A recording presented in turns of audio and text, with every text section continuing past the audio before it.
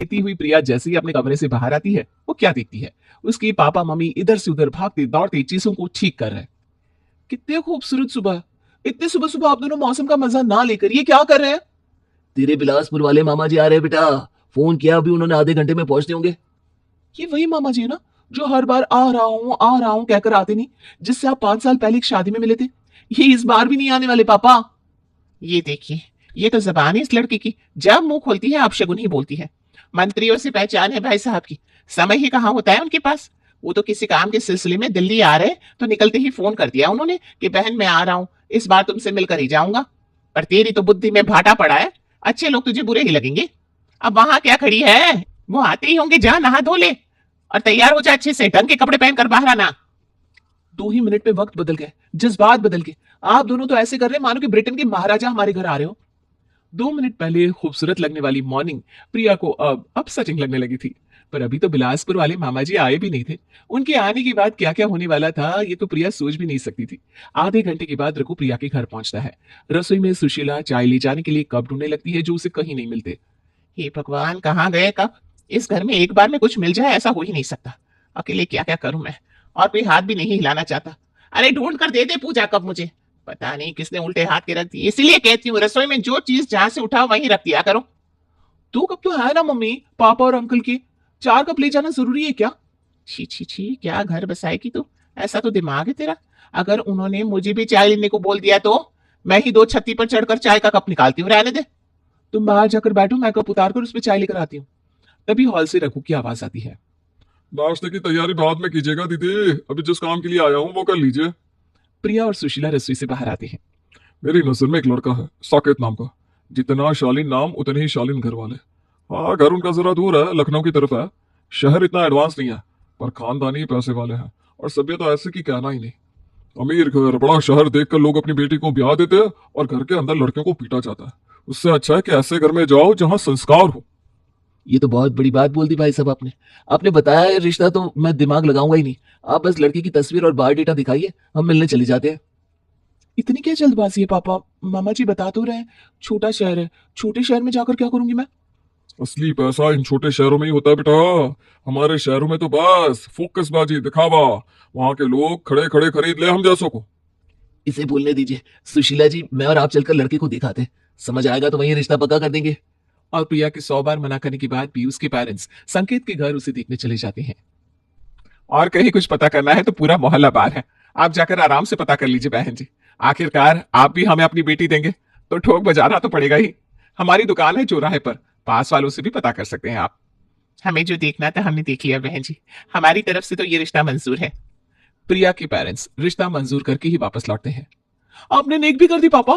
अरे मुझे नहीं करनी शादी। बड़ी तैयारी करनी है, पंडित जी से भी मिलना है। मैं पंडित जी से मिलकर आता हूँ, तब तक आप समझाइए प्रिया को। खांसी की प्रॉब्लम है ना तुझे? क्यों हुई?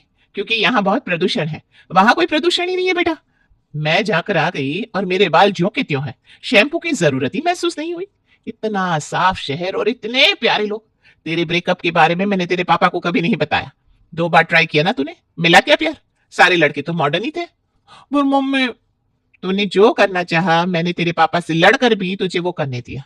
मेरी एक बात मान ले बेटा, सच में लड़का अच्छा है। कुछ दिन दिक्कत होगी पर उसके बाद तू खुद मुझे फोन करके कहेगी कि मम्मी इससे अच्छा घर मुझे मिल ही नहीं सकता था। और आखिरकार प्रिया मान ही जाती है।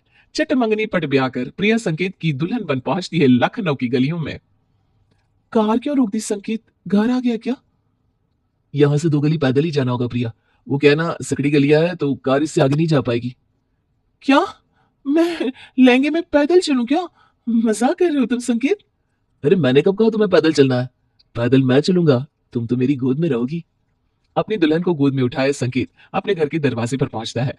गलियों के सभी घरों के बच्चे बूढ़े नई दुल्हन को देखने दरवाजे पर भीड़ लगा देते हैं। चाची तो बहुत सुंदर है चाचा। चांद का टुकड़ा ले आई है प्यारी तू। लगता है पूरा शहर इसी गली में आ गया है। यही खड़े रहेंगे क्या ये लोग? अभी नहीं, यहां से हटाती हूँ। और अपने सर पर हाथ रखकर प्रिया कहती है, मुझे चक्कर आ रहा है। मुंडे हो बेटा जी को चक्कर आ रहा है, पूरी गली को एसी लगाकर ठंडा कर दो। गर्मी से नहीं, घुटन से। हवा भी नहीं पास हो रही ना, इतने सारे लोग हैं यहाँ मेरे सर के पास।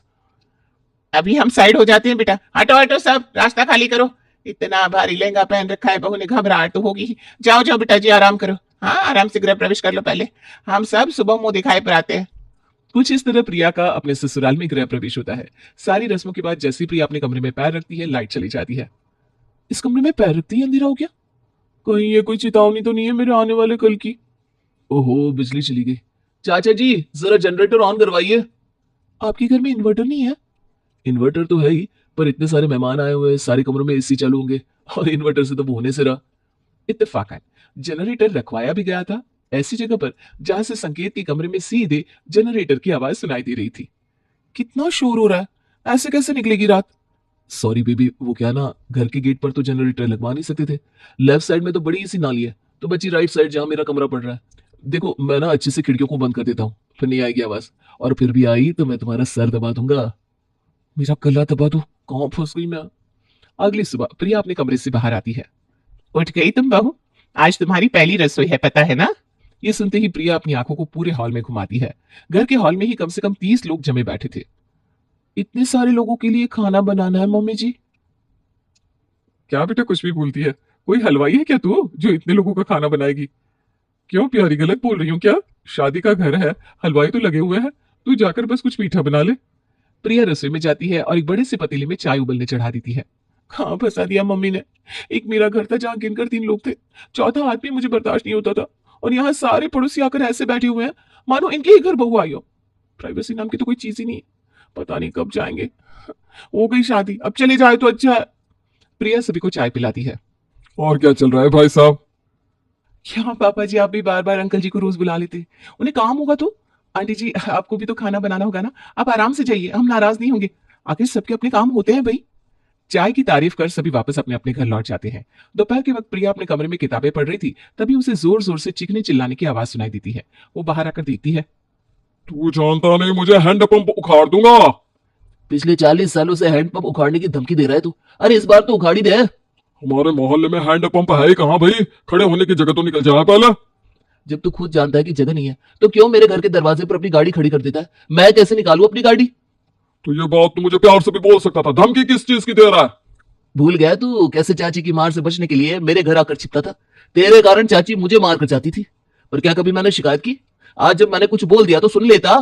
और अभी 2 मिनट पहले लड़ रहे दोनों पड़ोसी इसी बात पर गले लग जाते हैं। ये क्या तमाशा है? अभी 2 मिनट पहले तो ये दोनों एक दूसरे की जान के दुश्मन बने बैठे थे, और अभी गले मिल रहे हैं। यही तो खास बात है इन गलियों की बेटा। यहाँ लड़ाई झगड़े तो होते हैं पर बैर नहीं होता। जब बहस हुई उसी टाइम सल्टा देते हैं, मन में कोई दूसरे के लिए कुछ नहीं रखता। एक शाम प्रिया हॉल में बैठी टीवी देख रही थी, तभी बाहर से एक बॉल उड़ता हुआ आता है और ठीक सामने टीवी पर जा लगता है और टीवी बंद हो जाती है। ये बॉल किसने मारी? जीरो मैनर्स, तमीज नहीं है इस गली के बच्चों में। आज मैं नहीं छोड़ने वाली इन शैतान को। गुस्से में प्रिया बाहर जाती है, पर पूरी गली में सन्नाटा था। बहुत ज्यादा एक दूसरे से दोस्ती निभा रहे हो ना तुम लोग? चुप जाओ, पर जिस दिन पकड़े गए ना, उस दिन तुम सबकी खटिया खड़ी कर दूंगी मैं। हद हो गई है, रहना ही नहीं है मुझे इन गलियों में। रात के खाने पर प्रिया इस बात को अपने ससुराल वालों के सामने रख ही देती है। परेशान हो गई हूँ पापा जी, मैं यहाँ किचन में काम करूँ तो खिड़की से बॉल आकर अंदर आ जाती है, हॉल में रहो तो दरवाजे से। एक दिन बॉल दाल में गिर गई थी, कितनी गंदी बॉल होगी, कहाँ कहाँ गई होगी। पूरी दाल मुझे फिर से बनानी पड़ी थी, और आज ये देखिए टीवी फूट गई। इसे देखकर संकेत के बचपन की याद ताजा हो गई। सामने वाला मोहन ही है क्या? रोज उसके घर की टीवी फोड़ देता था ये।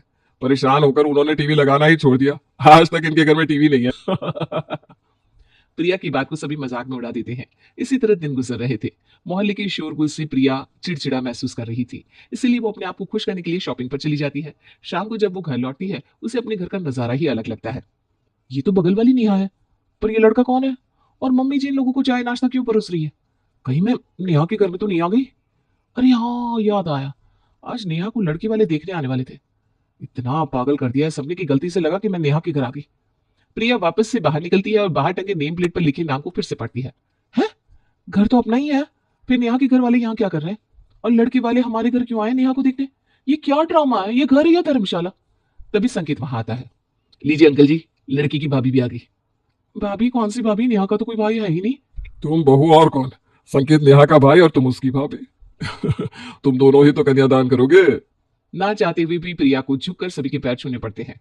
बड़ी प्यारी बच्ची है, संस्कार भी अच्छे हैं। आप लोगों से मिलकर बड़ा अच्छा लगा हमें। जो लड़की इतने संस्कारों के बीच पली बड़ी हो, वो कभी हमारे घर को तोड़ेगी नहीं। हमें ये रिश्ता मंजूर है। नेहा की शादी पक्की होने पर सारे मोहल्ले वाले ऐसे खुश हो जाते हैं मानो उनके घर की बेटी का रिश्ता पक्का हुआ हो। अंगूठी एक्सचेंज करने के बाद लड़के वाले अपने घर लौट जाते हैं और फिर प्रिया अपनी सास से कहती है, ये सब क्या है मम्मी जी? नेहा का खुद का घर नहीं है क्या कि लड़के वालों को यहाँ बुलाया गया? हमारी गलियों में ऐसा नहीं होता बेटा, ये तेरा ये मेरा, सभी की मदद करके चलते हैं हम। नेहा के घर की हालत देखी है तूने, कैसा जर्जर मकान हुआ पड़ा है। एक माँ एक बेटी है घूम फिर कर, ऐसे में हर बार जब बेटी की शादी में कोई ना कोई अड़चन आ जाए तो माँ के कलेजे पर क्या बीतती होगी, सोचा है तूने?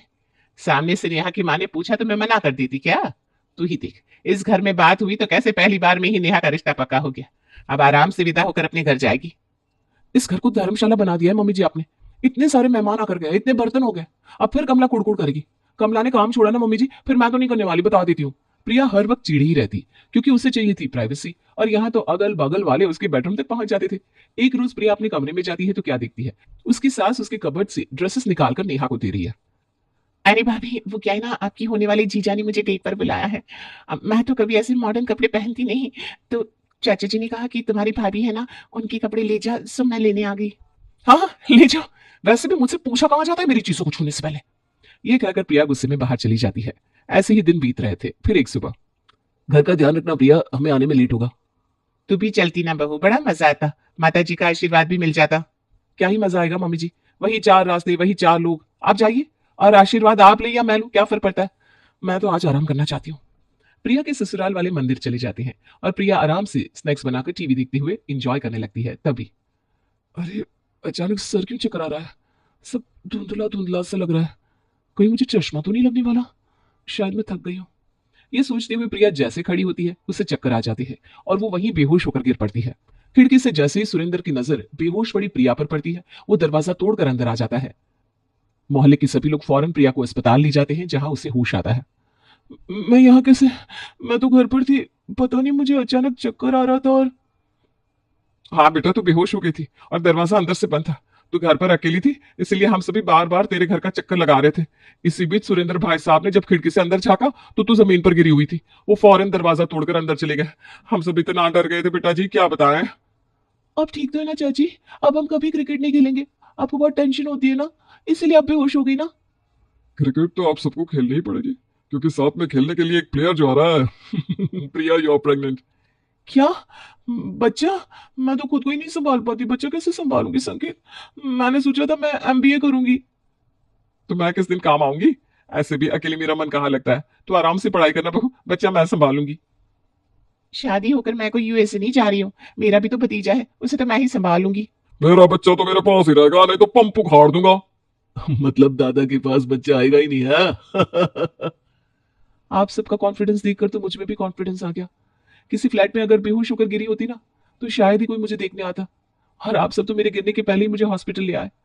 आपने ठीक कहा था मम्मी जी, गलियों में रहने का अलग ही मजा है। यहाँ जैसा अपनापन मुझे कभी कहीं नहीं मिलेगा। प्रिया हॉस्पिटल से ही अपनी माँ को फोन करके कहती है, गलियों में ससुराल ढूंढने के लिए थैंक यू मम्मी। और इस दिन के बाद प्रिया अपने ससुराल को हमेशा के लिए अपना लेती है।